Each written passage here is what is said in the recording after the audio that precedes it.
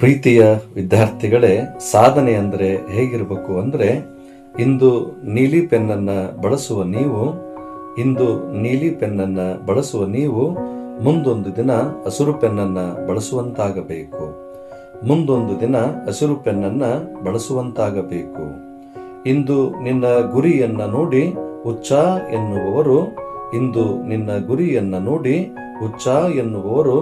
ಮುಂದೊಂದು ದಿನ ನಿನ್ನ ಸಾಧನೆಯನ್ನ ನೋಡಿ ಹುಚ್ಚು ಹಿಡಿಸಿಕೊಳ್ಳುವಂತಿರಬೇಕು. ಇಂದು ನಿನ್ನ ಹುಟ್ಟು ಬಡತನದ ಗುಡಿಸಲಿನಲ್ಲೇ ಆದರೂ ಮುಂದೊಂದು ದಿನ ನಿನ್ನ ಸಾವು ಅರಮನೆಯಲ್ಲಾಗುವಂತಾಗಬೇಕು.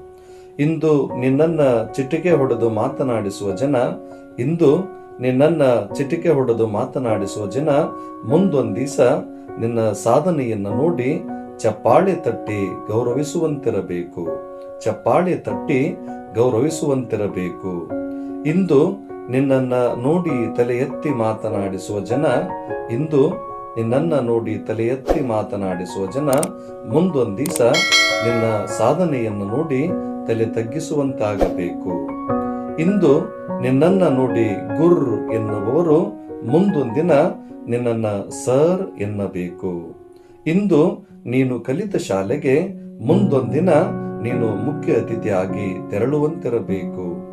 ಇಂತಹ ಸಾಧನೆಯನ್ನ ಮಾಡಿದರೆ ಖಂಡಿತ ವಿದ್ಯಾರ್ಥಿಗಳೇ, ತಂದೆ ತಾಯಿ ಮತ್ತು ಸಮಾಜ ಮೆಚ್ಚುವಂತಹ ಆಭರಣಗಳು ನೀವಾಗ್ತೀರಾ.